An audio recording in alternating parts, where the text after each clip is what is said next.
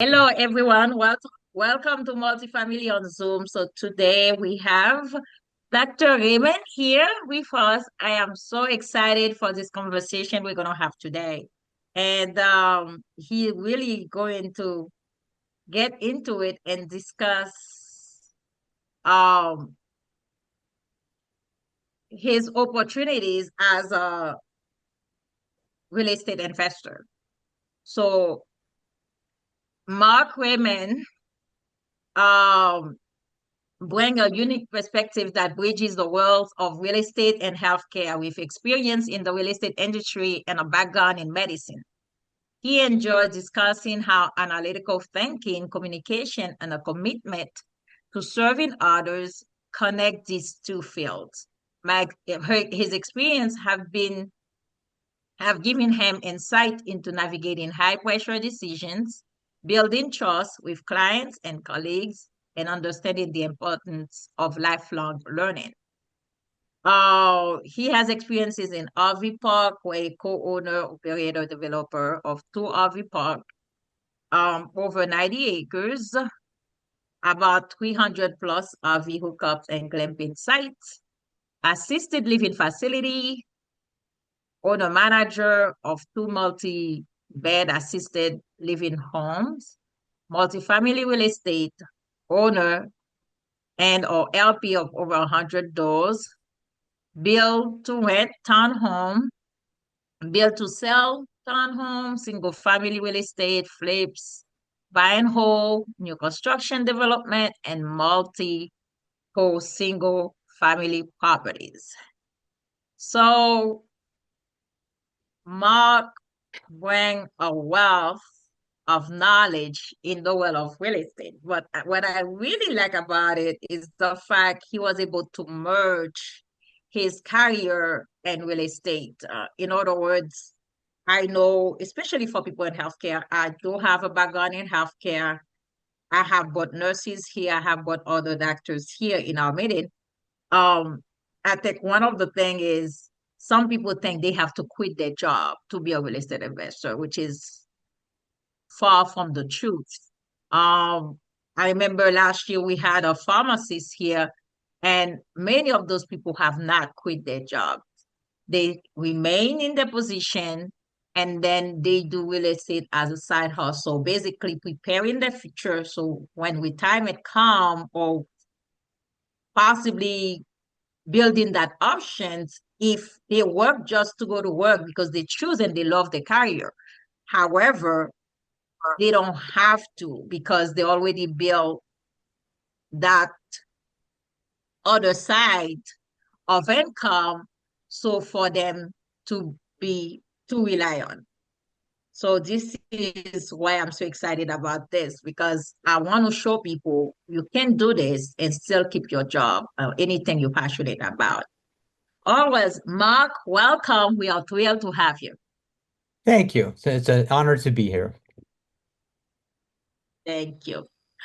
Mark, take us back to the beginning before you became the investor you are today. What was your relationship with real estate? I mean, I was inspired as a kid. My grandpa and my mother, they owned apartment buildings. And my grandpa was from the old country. He was from Russia, and then he made his way to Canada, and he went from a life of no opportunities to a world of endless opportunities. And in that time, he learned that real estate is one of those things where you can really, really do well.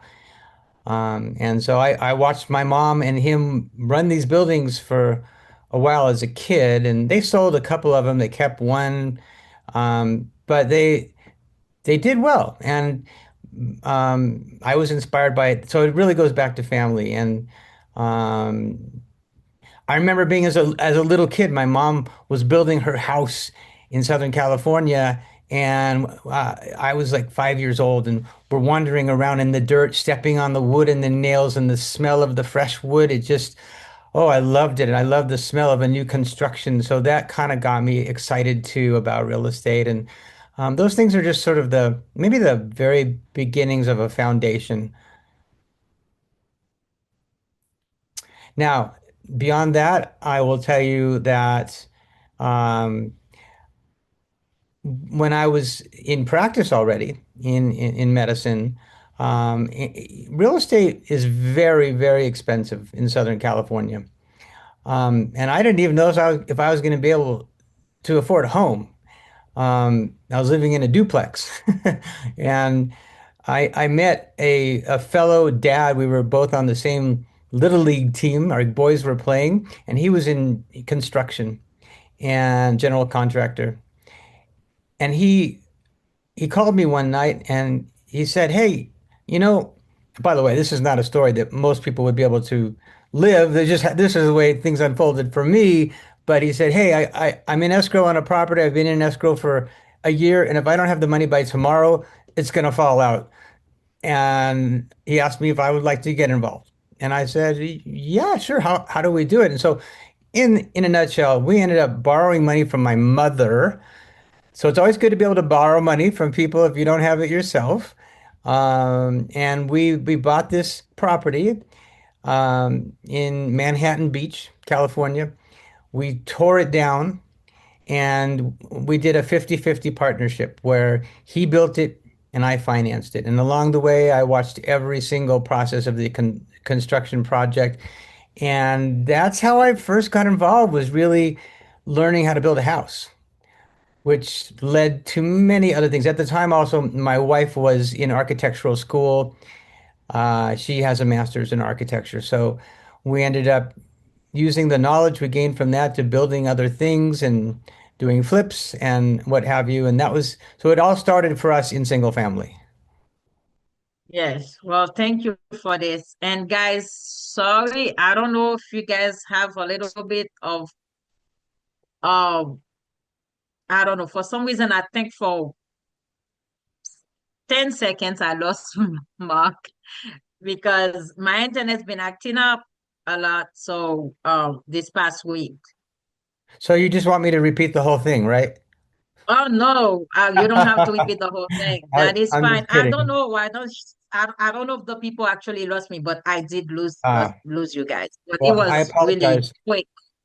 It No, wasn't, no, don't apologize. That's not you. basically, So yeah, go ahead. yeah, you became a radiologist, and I heard what you said earlier, but I want to get back into that. You became a radiologist, which is a very demanding field, high income career. At what point did you realize that a great salary alone wasn't enough to build the kind of wealth you wanted? Um, from the beginning, I mean, it also depends. I was actually an interventional radiologist, but because of there's a certain amount of wealth you can build, not only as a radiologist, but in any occupation where you're working for a company, even if you're working for yourself and you have your own business, let's say, there's only a certain amount that you can make from that business, and you are the chef in the kitchen. You're the one who has to generate all that revenue. So, is there a way where you can find other sources to increase your wealth, and with the hope and plan that one day that will become a significant amount of your income, your nest egg or your retirement or whatever, and so I went when I went into it, I wasn't thinking, I'm gonna retire, I'm gonna quit medicine and become a real estate guy. It was more like I'm gonna do this because it's gonna embellish what I'm already doing. And that's how it started. So when we got into it, it was really just to build some wealth, and it did. And it amplifies over time. Real estate is an amazing, amazing world because if you hold on to something, that money is you can leverage your money. You don't have to, like with stocks, you have to pay the whole amount that the stock is worth. But with a piece of real estate, maybe you put 20% down and that property goes up by, if it doubles, well, you may put 20% down. Let's say you put 200,000 on $1 million property, and all of a sudden that property doubles to 2 million. Your 200,000 went up by tenfold. So it's the leverage you can get from real estate is incredible. Not only do you have to own it, but you can just invest in somebody else's deal and get considerable revenue from that. So I learned about that, and I also learned about depreciation, which is a very, very valuable asset for people who want to minimize their taxes.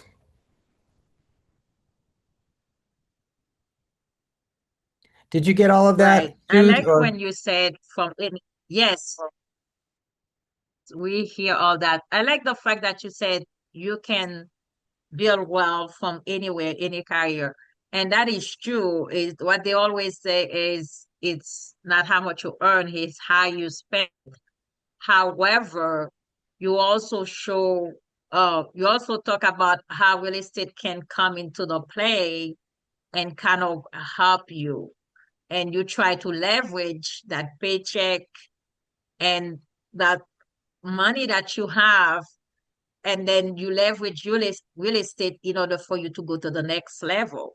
And you don't have to be the next big guru in real estate. However, with the little money you have, you can use that and try to start building something in real estate. I really that's like right. the fact That's right. that And you that can touch come in that. from any job that you may have, any source of in and if you I don't if you're a plumber or if you're a nurse or if you are a sanitary engineer, as long as you are making enough money so that you can put some away and then you can invest that in real estate, that can become a secondary source of income. And not only that, but it can build equity for you so that you're building a nest egg for your future. The other thing I want to say, and I don't know everybody that's on this call or who will see it, but you can also take your retirement money, your 401k or IRA or whatever it is that you have your money in, and if you can put that, you can actually roll that into a self-directed IRA and invest that in real estate and help to regrow to grow your retirement assets.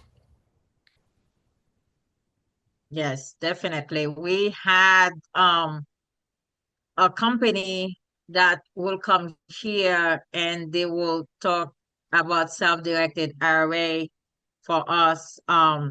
I think they come twice a year and discuss that. And a lot of people here who've been coming here for a while are very familiar with that. But, I'm sure there's other people on YouTube that will be watching this and that should know that they can use their retirement money that is sitting there in their 401k and roll it where they do not have any penalty. What people don't understand, they think, oh, I'm pulling out the money and I'm gonna get penalized. That is not true because that money never touch your hand. That money goes straight into that custodian account. And whenever you get paid back from the IRA or from the investment, the money goes back into the account. So you're not the owner of that investment. Your account, the self-directed IRA, is the Exactly. owner of that investment. That's what a lot of people do not understand. Thank you for mentioning this. So a lot of physician and healthcare professionals say, I don't have the time because most of those people work 12-hour shift, uh, 10-hour shift. Um, for radiologists, you probably didn't work that, you work 8-hour shift, but you were practicing and you have to focus on what you're doing and being an interventional radiologist. Um, you have to be very focused on what you do. Of course, you do it every day. You get better at it all as you do it. You were practicing radiology. How did you find the time to do real estate? Well, like anyone else, you got to make the time. So that meant putting in hours at night when I went home. There were certain things that I could do then, and if you sometimes you just got to work hard to really increase your your assets. And it's a balancing act, honestly, because life isn't just about work. It's not. And Right. I've learned that so much from the people I've met that, I used to always talk to my patients when I'm with them, when I'm doing procedures on them. and I really got to know them on a personal level, and I learned about the fragility of their lives and of their parents' lives, and I learned that life is short. So you you have it's a balancing act between, how hard do you want to work? Because life isn't just about money. Money is just a vehicle. In the end, it's really about impact, in my opinion. If you can make an impact on other people's lives and or the world, that's where your greatest value is. All right. So you started with building property and residential fix and flip. So what did those experiences teach you about risk, construction, financing, and managing people? That's a big question, Suze. Do you want to it's like multiple things you asked in that All one right. question. Okay, let's go slowly. What does experience teach you? Let's say about risk. Risk, Yes. risk. I mean, you're doing flipping. Like, I mean, was there a time in your head, okay, what if this doesn't work? What if I lose the money? And this kind of thing. Great question. Well, first of all, there's a lot of books out there that you can read that will help with respect to flips. So flips, it's all about, like anything in real estate, it's about buying it at the right price point. So you have to figure out, well, what is that house going to be worth in that area when it's fully embellished or remodeled, or when it's reached its completion value. And then you figure out, what's it going to cost me to get there? And that means getting bids. And that takes experience. So is there risk? There's risk with anything in real estate, and some things in real estate are much riskier than others. So every person has their own tolerance for risk. I think when we're younger, we tend to be riskier, and when we're older, we tend to be a little more conservative. But if you buy something right and you have a good plan in place, you can mitigate that risk. But of course, there's always a risk. Hopefully, you've bought it at the right price, so that even if, God forbid, there's a tornado or an earthquake or something, you have enough equity that you won't lose. But hopefully you'll do well. And speaking of that, Great, uh, great. there's Thank you.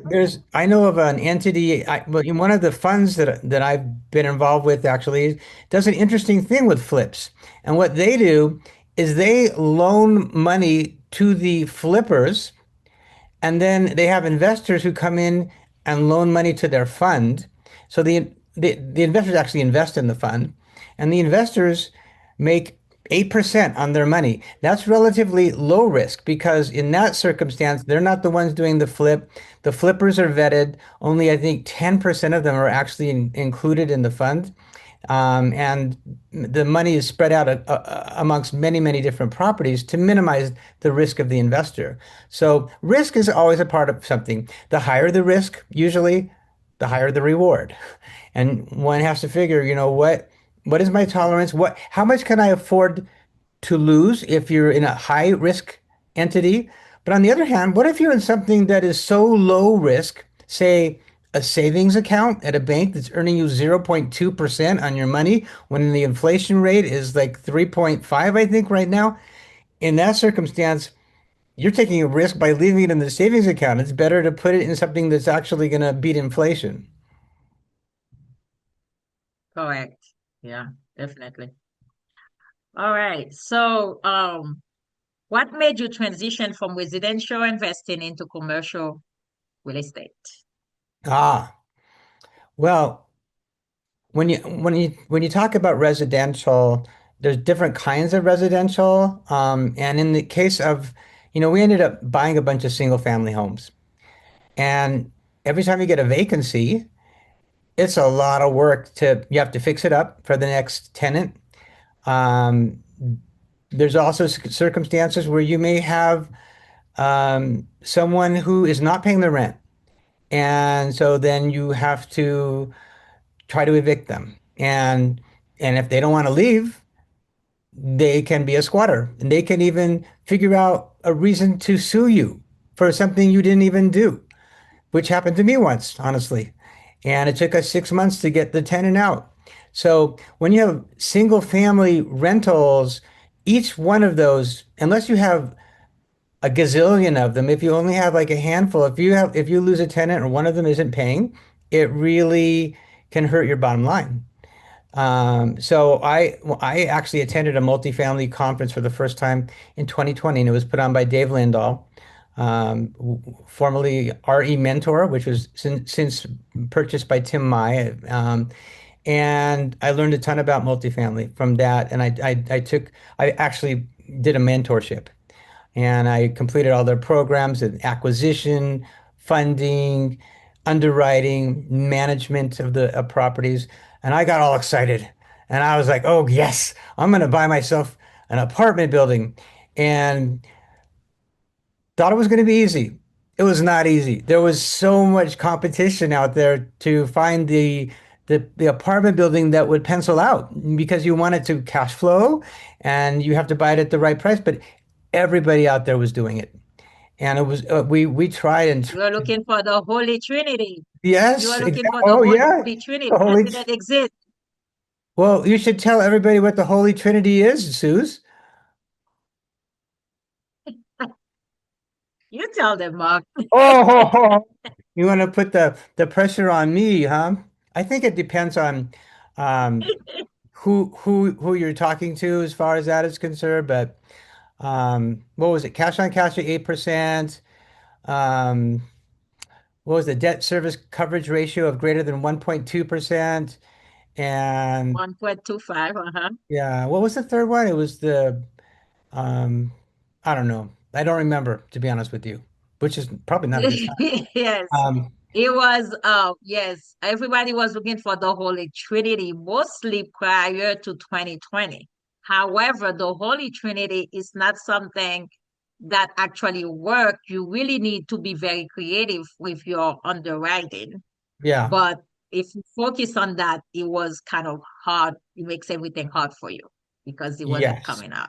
So, but we tried. We underwrote a ton of deals. And so, if you're out there, and I'm talking to everyone out there, if you're trying to buy a building for yourself, a multifamily or whatever, it takes work. You have to, they're out there, but there's a lot to learn about how to do it. And sometimes it's better when you first start just to invest in somebody else's deal. But we tried, and I actually did invest in somebody else's deal. But in the same time, we found an opportunity in assisted living. And we found a couple of assisted living homes in Aurora, Colorado at the time. Um, we ended up purchasing it and getting an SBA loan on it. And we learned it's a great business. I would encourage anyone out there who is interested in that to get involved because it can be very lucrative, but it is a lot of work and there's complexities to it. You have to have the right people running it if you're not running it yourself, because a lot of times the owners are actually operating that business. Um, and when we took it over, it was a disaster. The staff decided to quit because they thought they were going to get part of the deal from the prior owner, and then we found out they had bed bugs, and oh my God, it took us a year and a half to turn it over. And but when we finally turned it around, it has been the best investment I've ever made in my life, to be honest with you. So I that was the first thing we did. Then we got into RV parks, and we bought a couple of parks in New York, and that's also a great investment. There's always a demand for outdoor hospitality space. People love to get in their RVs and park them somewhere, and yeah, it's relatively well. It can be a challenge to get into those too, but it can be lucrative, and fortunately, I have a partner who my son Tyler, who runs those parks, and he's doing a great job with them. So, but I would encourage people to look at that as well. But there's so many areas where you can do well in real estate. I mean, you can do well in self-storage, and I really believe that right now, because of COVID and what happened right after COVID, where people were still buying multifamilies and they were getting bridge loans on them as they were planning to improve the property and then get a new loan. What happened was in 1 year, those interest rates went up. They skyrocketed, and people got underwater, and people got in trouble, and some of them got foreclosed on. And many of the other ones this year and next year, their loans are coming due. And because of that, there are a lot of multiple family properties that are becoming bank owned. And that's going to result in enormous opportunities this year and next to get involved in either investing in them or purchasing them yourself. Yes. So from what I understand, it was so hard to get into an apartment, and then you started doing assisted living. Kind of shifted towards assisted living and RV park. So now once you get to these two different asset classes, that was totally different from what when you studied your learning. Sure. What was the defining moment for you? What did you realize? You like when you see those different asset class, how did they work out for you? Well, so far, great. Knock on wood. They've worked out well, and like anything, the people that are on this call, they're on this call because they're smart. These are intelligent people who want to grow. And in any of these entities, you can grow with enough study, learning, and networking. And, meeting other people, like-minded people, people who you trust. That because trust is very important. And building relationships with people who do what they say they're going to do. Those are the types of relationships you want to look for. But you can do well in any of those fields. You really have to ask yourself, what is what's most interesting to me? And I happen to have a lot of interests. I think they're all interesting. And you now, what are we going to do next? I don't know. We'll see what comes. I think we're probably going to. I already invested in a couple of multifamily deals, and we're looking at other things. We love to partner with other people. Venture out. Yeah, Yeah, so going to the meetings that like you go to, Suze, and meeting people, networking, that's so important. Getting us involved in a real estate association, a local one, is equally important. Yeah. yeah, yes. So were you impressed at the revenue you could get from RV park and assisted living as opposed to apartment building? Because I mean, were you impressed? Was I impressed? Yeah, Yeah, I were mean, you impressed of the revenue you could get either as an active operator or a passive investor? Were you impressed at the amount, the revenue, the return you could get from this type of investment as opposed to multifamily? oh yeah. I think you can do well in any of them. I never thought that I would do as well in assisted living because I didn't know much about it at the time when we first got involved, but Um, it's been, honestly, I didn't expect to do nearly as well as we have, and it helped me retire early, to be honest with you. Those investments have, and again, initially they were just investments, to help to improve the bottom line. But once you get to a point where you have enough accessory income coming in from other avenues, one can consider maybe retiring or maybe moving into full-time real estate. But it can just be a source of passive income too. And you don't necessarily have to retire from what you're doing. It just depends on who you are. But yeah, I am impressed with both of those. And they're both of those, if you buy right, again, you can do well because with either of those, over time, you increase the value of the property. The rents go up. With RV parks, you can improve the property. You can have other sources of revenue. With assisted living, the money that you get from wherever it's coming, whether it's from the state or private insurance or self-pay, that can be quite lucrative as well, and goes up over time. And if you have a loan and you're paying your loan down, obviously your equity is increasing. So yeah, you can build significant not only cash flow but wealth with either of those directions. Yes, definitely agree with that. I think for me, when I got into RV park, I was very impressed because for multifamily, I've seen the return. Like when there will be an acquisition of a property, I will see, you get a 2x, you get a 1x. But RV park, I don't think, to me, first of all, I didn't know RV park was a piece of real estate to begin with. And then,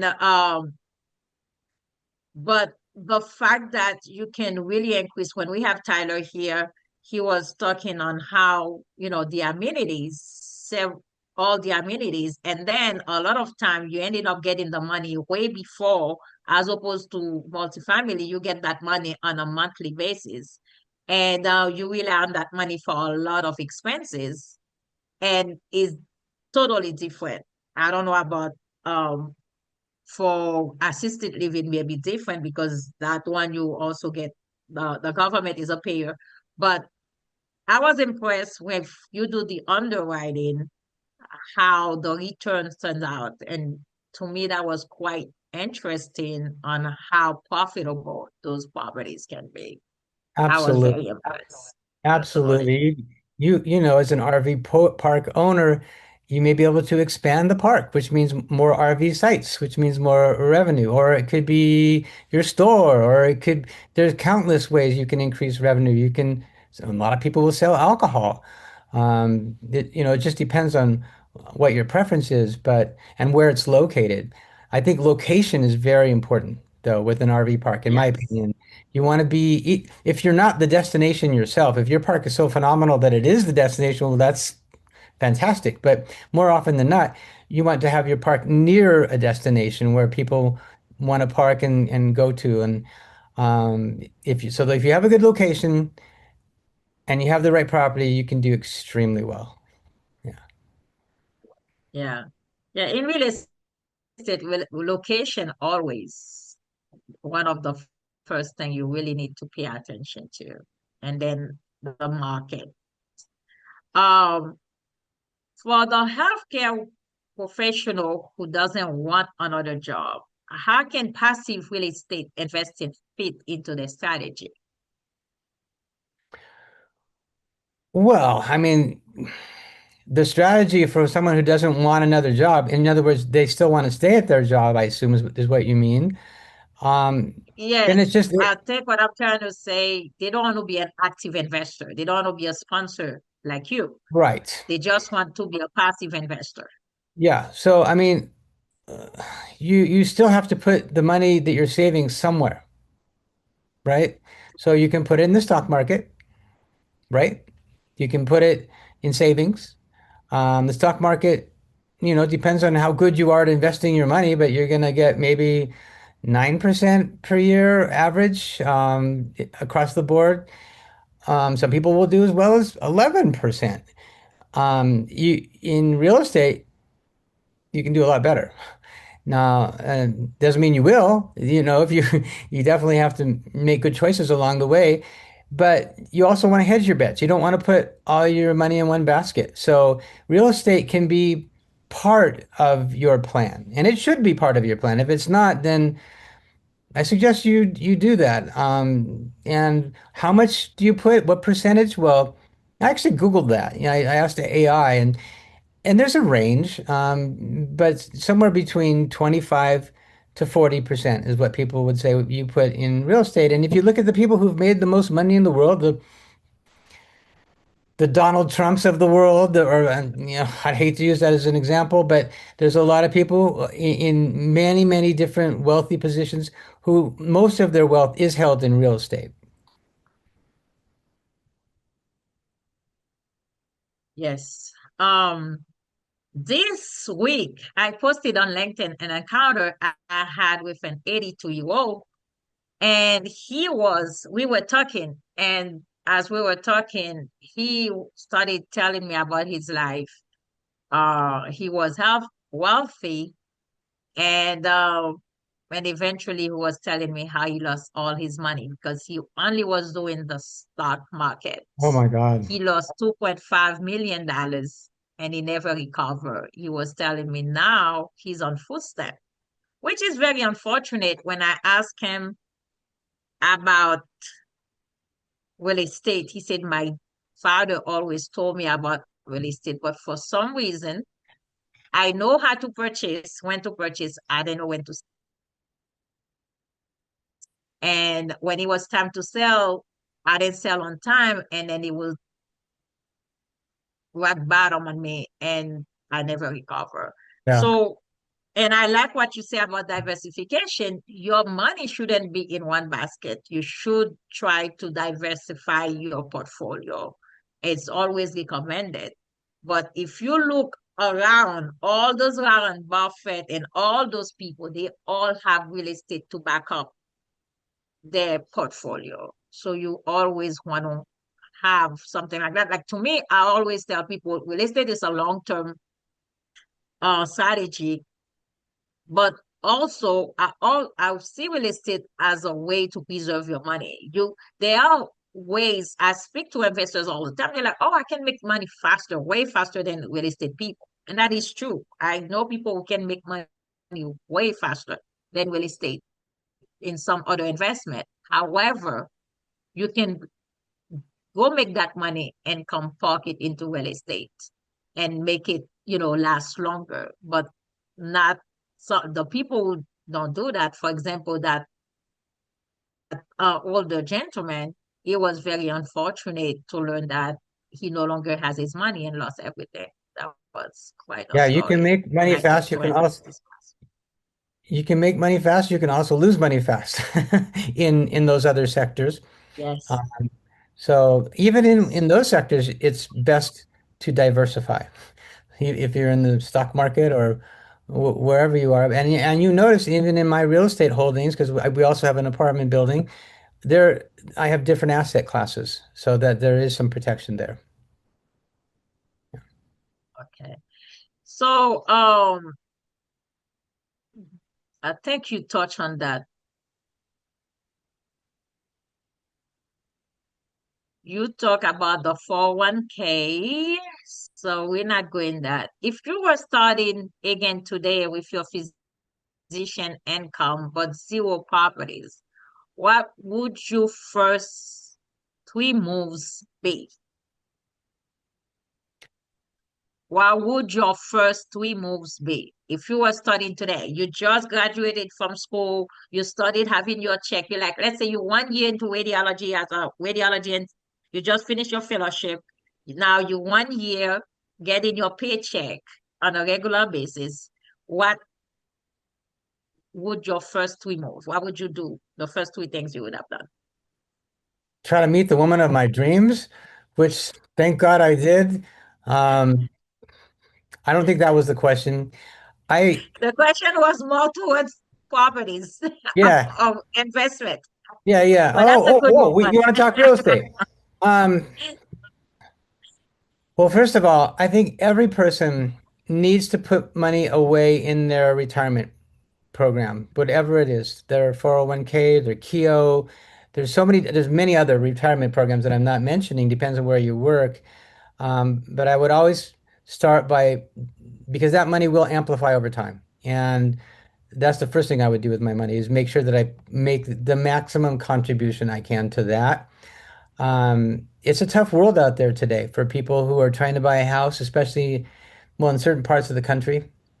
And the question is that the best thing to do with your money? And that's a personal choice. I have a family friend who started buying duplexes and fourplexes, and he would live in one and he would get the income from the other. And then when it built enough equity, he would take out a loan and then buy another one and then repeat the process until over time he got quite a few units. So that's one way to do it is to start with small. Start if you, but that requires you managing the property or hiring a management company to manage the property if you're going to buy a property. The other thing that I might consider doing to increase my wealth is to invest in other people's deals where, you find the right deal, you can grow your money significantly, and that can lead to buying more and more things. So over time, it just isn't real estate is not a get rich quick way to establish wealth. It's built over time, and I that's yes. but it's fun. Yeah, I love doing it. And now that I'm retired, I spend most of my time looking at deals and trying to help other people to achieve their dreams. And that's the healthcare side for me is I'm always trying to help, and trying to do the right thing. And so I would say it's a personal choice how you want to approach it. It depends on how much money you have, where you are in your life, but there's many different options. And sometimes the best thing to do is just to educate yourself. But it's true. Invest in yourself. That's one of the best thing you could do. I like that one. Someone put in the chat how to find bank owner. Um, Sway, am I saying the name right? She say Sway Wuti asks how to find a bank owner. I do not understand the question very well.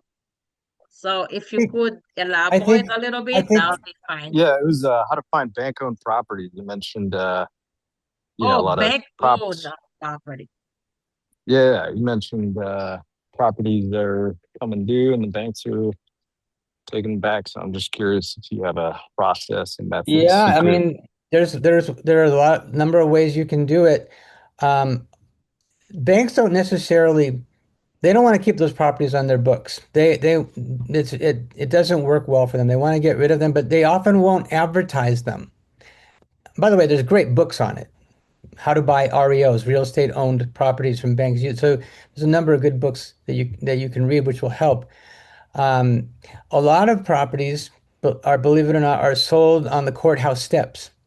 So if you have the time and you want to learn about it, you can actually find out what properties are going up for auction. And you have to learn about the whole foreclosure process.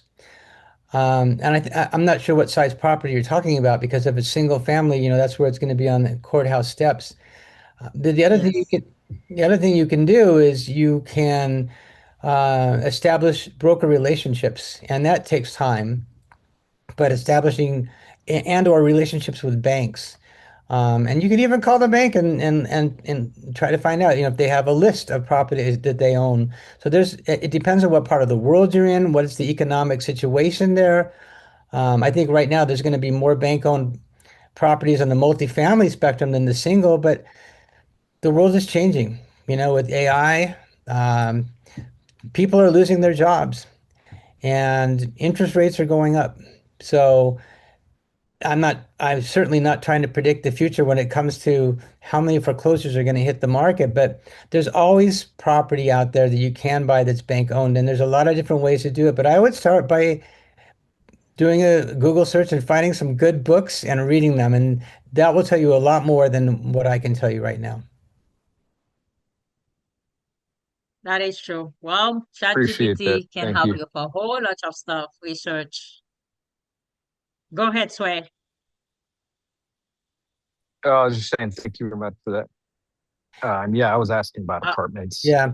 Now, if it's about apartments, um, so the trick there, Sway, is well, first of all, is it one that you want to own for yourself, or are you looking to perhaps make similar returns and not have to do as much of the grunt work?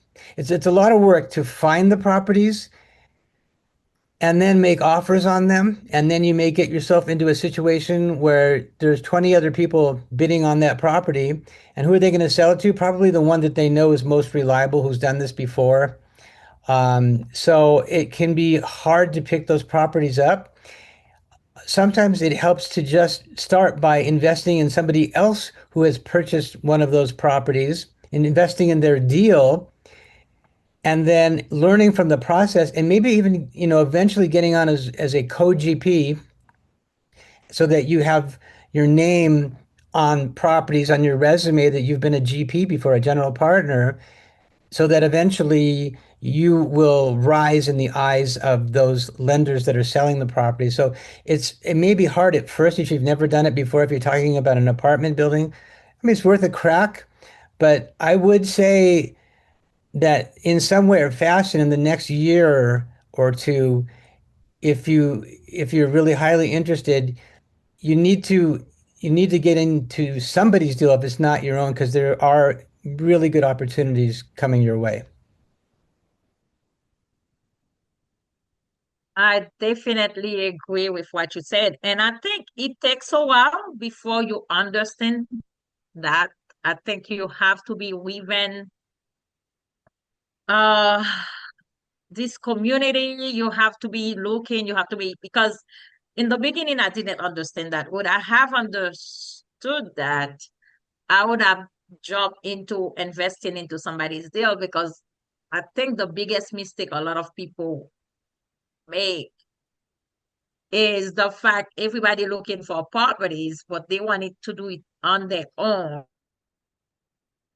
However, like you said, this is what I tell people all the time. Right now, the way the market is, if a broker has a property, who you think the broker gonna send the property to? Gonna call and send that property and email that property?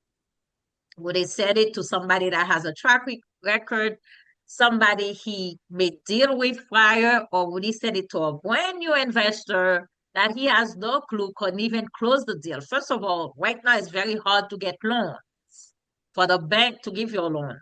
So while waiting on the sideline and trying to make your own deal, like Mark said, it's wiser to jump as a passive investor, learn the rope from those sponsors, and then eventually, I tell people also volunteer while you are in that deal, volunteer for certain, task, and then you can get closer and closer to the sponsor, and then eventually you can become a co-sponsor in another deal, a co-GP.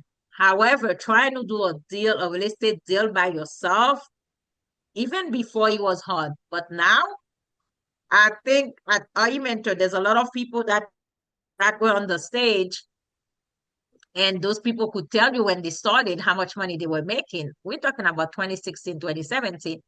But now, if for you to do that kind of stuff by yourself, it's really not going to happen. And secondly, trying to get a deal from a broker right now, because think about it, the broker, this is how they make money. If they go into a deal with someone, they offer that deal to someone who cannot make that deal, who cannot. So they lose all the time they have invested into that property. So they have to start from square one if the deal doesn't close. So you have to be smart and think about it. And then the other thing, if you cannot find asset class like multifamily, uh, like Mark was saying, he shift to other asset class that you feel like you can reach faster. At least you already invested. You're doing something. Your money is working.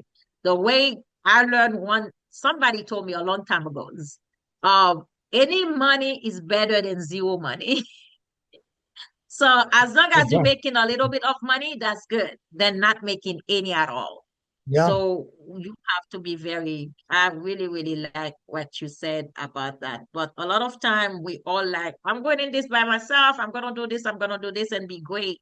That's always the idea, but is it really practical? Not necessarily.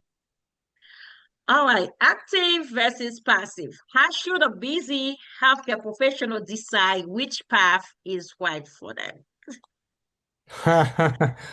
Well, Question is, that's a loaded question. I mean, they're busy, they're working really hard already. And in general, in healthcare, people are doing pretty well right now. How hard do you want to work? I mean, it really takes a lot more work if you're an active versus a passive investor. As a passive investor, you're investing in, but you're not having to find the deal, make the offers, do all the due diligence where you have to go out at the property, meet with contractors, and then there's all the financing side, and then there's after you close the deal, there's managing the property uh, and then communicating with investors. There's a lot of work when you are an active, say a GP versus an LP, a limited partner, can often do just as well and not work nearly as hard. So for me, early on, LP was the way when I was starting to do some of those things because I didn't have the time. But if you have the time and energy, you can do either one. It's up, it's a personal decision. That's good. I have a little, yeah, usually we do like a fun part, but I don't think today I have one, but it's like to complete a sentence. Complete this sentence. Your W-2 should not just pay your bill, it should, one word. Um, it should it should make you happy. I mean, I guess in the end, you should enjoy what you're doing. There you go. Um, so what do you wish someone has told you 10 years earlier about building wealth? Well, Even further back than that, I would say get started as soon as possible. Don't the time is the most precious commodity in your life, more so than anything other than health. And therefore, the sooner you start, and not just in real estate, but in your retirement, um, the better off you're going to be. And I wish I would have taken that advice myself a long time ago. But fortunately, I was able to still do pretty well. That's what I would recommend, though. Start as soon as possible. yes, I agree. I agree. And I think from a lot of the sponsors and investors that come here, a lot of them said they started watching their family, watching their parents. It's interesting. So I think that says a lot. What you're doing here today, your kids are watching you. So you're Yeah. not just, even if you don't leave them any property or what, but the fact they're watching you, they exposed to this, the exposure alone, it's like, wow. And another thing, I don't know, it's because I'm passionate of health and wealth together. So I don't know if you realize these two words are so close to each other. They only have one, the first letter is the only difference. Health and wealth, they're very close to each other.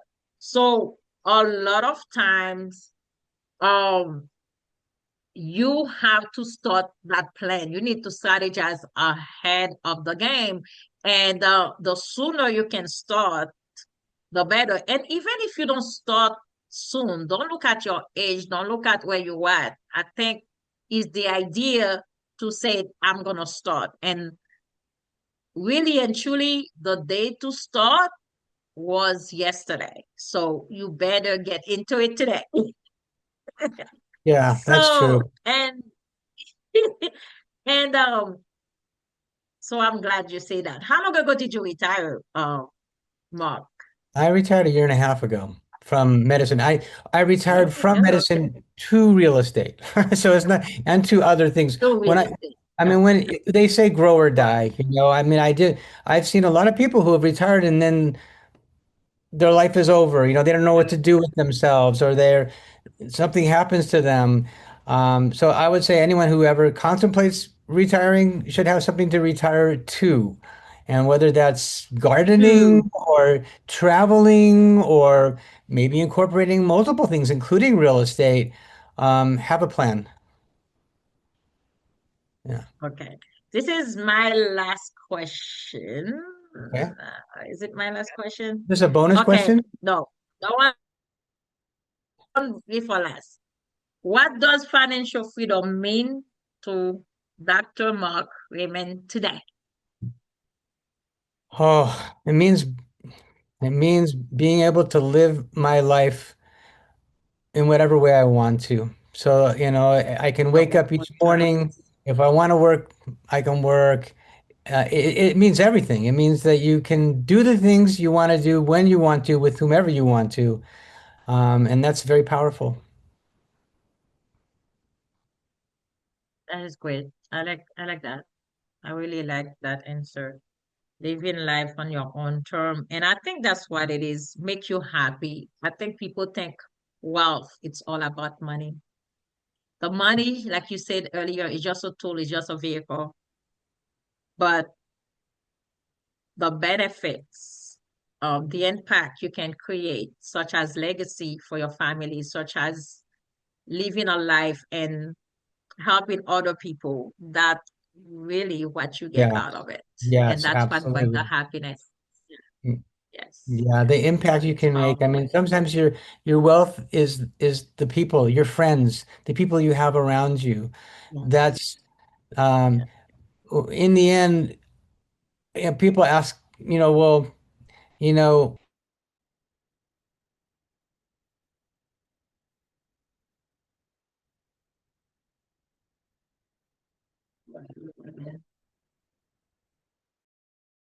The internet is acting up. Mark, that me? Can everyone hear me? Mark is freezing. Is that Mark? Then, what are people going to remember about you when you feel wealthy? okay. For a minute, we lost you. I wasn't sure whether it was me or you as far as internet. Um, Well, just to let you know, I heard so I heard myself. yeah, Yeah. yeah, you were saying most beautiful thing to your friend and the people around you, which is really good. So this is the last question. Okay. Um, you are proof that you don't necessarily have to leave your job. I'm not going to say medicine because it could be any job to True. build wealth. As a physician, if another physician listening today and says, I make great money, but I don't know what to do with it beyond my retirement account, what would you tell them to do Monday morning? Or today's Saturday, so they only You have know, one day. I would tell them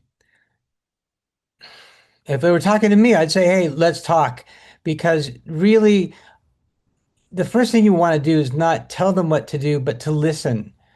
What are your life objectives? What are your goals? What is your tolerance for risk? The first thing I would do is listen, and then I will learn about them. So that then maybe I would say, well, based on what you're saying, maybe you want to look at this or that. But I wouldn't necessarily say do this one thing until I got to know them and figured out, what's important to them. No, I think there was a conversation. There was a conversation with that person, and the person tells you, Hey, Mark, I made great money, but I don't know what to do with it beyond my retirement account. What would you advise me to do with it? Beyond the retirement account, I mean, you spend some of it, go travel. I mean, make sure that you live your passions in your life because life isn't just about money. And if all you're doing is working to make money, money is a vehicle. It's not the end all. So make sure that you're doing all the things you want to do. And then if you're still doing that and you got all this money, then you got to figure out where to put it. Well, I would say put some of that in real estate for sure, 100%. And then I would say put a lot more or some more in other investments, other areas so that it's spread out so that you're minimizing your risk and protecting your future. All right. So thank you for that. I think this is the end. That was my last question, but Joseph said, are you interested, are you more interested in RV park rather than multifamily? And where do you look for RV park? Ah, well, I'll be candid with you. The the RV park portion of our business was spearheaded by my son. And Tyler. yeah, Tyler, and if Tyler were to find a property that made sense, then I would be interested. I'm spearheading the multifamily side, and I believe that there's a lot of opportunity on the multifamily side right now. So that's where my focus would be. Okay. I hope Joseph you hear the answer, but Joseph also said, have you sponsored any deal yet? Well, I've sponsored several deals, yes. So yes, I have, and it's I like doing it. It's fun. It is a bit of work. There's a little bit of you have to make sure you're working with the right people and that you have the right deal. But yes, I have. Yeah, the right partnership for sure. You don't want to lay in bed with the wrong people. So it's like a Very marriage. So important. Very important that you trust your yes, partners. Trust is everything in life. yes, definitely. Well, so thank you, Mark. Thank you. I think we like 5 minutes, 6 minutes. Thank you so much for your time. Thank you, everybody, for coming to Multifamily on Zoom. So I'll be sending you the recording. You can use it to post on your social media, get clip of it, and to raise money and that kind of stuff, whatever you want to do. But I really, really appreciate the conversation. It was so much fun. Thank you so much. And next time you come here, you're gonna be coming and talk about us. Thank you, Susan. It was a pleasure talking to you. Thank you, Mark. Thank you, Sway. Thank you, Mark. Oh, Mark is you're welcome, frozen Joseph. again. All right. Thank you That so was my much. Bye. that was my picture, Mark. That wasn't me. Oh, that's not Well, you. Well, I was gonna say you're a very handsome man, but I mean, I have to No, that's retract not that. me. I'm not looking that good. Okay. think it's the atmosphere. Yes. We good? Thank you, Eve. It's always a bit. All right. Shall we say au revoir? Mhm. Yeah, sounds good. I think Sue's froze again. Her internet is probably Oh, acting up you're again. gonna say something. What's that?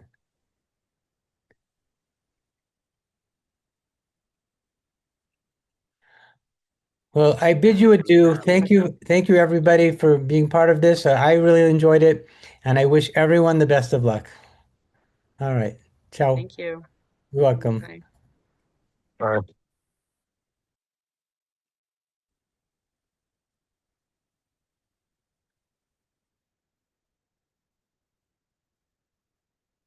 All right, everyone. I don't know if I lost him again, but yeah, the internet been very spotty this time. You Bye, can. everyone. Have a great afternoon. Thank you for Mark did not attending. post Were you saying something? his coordinate. His coordinate. Oh, his phone number? Yes, I will his ask email address. him about his phone number and then I will post it. Well, the same email you receive also have the email of the speaker. Okay. Uh, However, if you want to reach out to Mark, I can connect you to him All right. privately. I don't want to put his number here since he didn't put it, but I think the email is Mark. Let me put his email at the multi group.com. Mark at multibannergroup.com. That is his email. So do you guys see it in the chat? It's in their I user. see. Yeah, that's the way to reach out to him Thank directly. you. Thank you. All right. Thank you so much. Have a All good right. one, guys. Bye-bye. Take care. You too.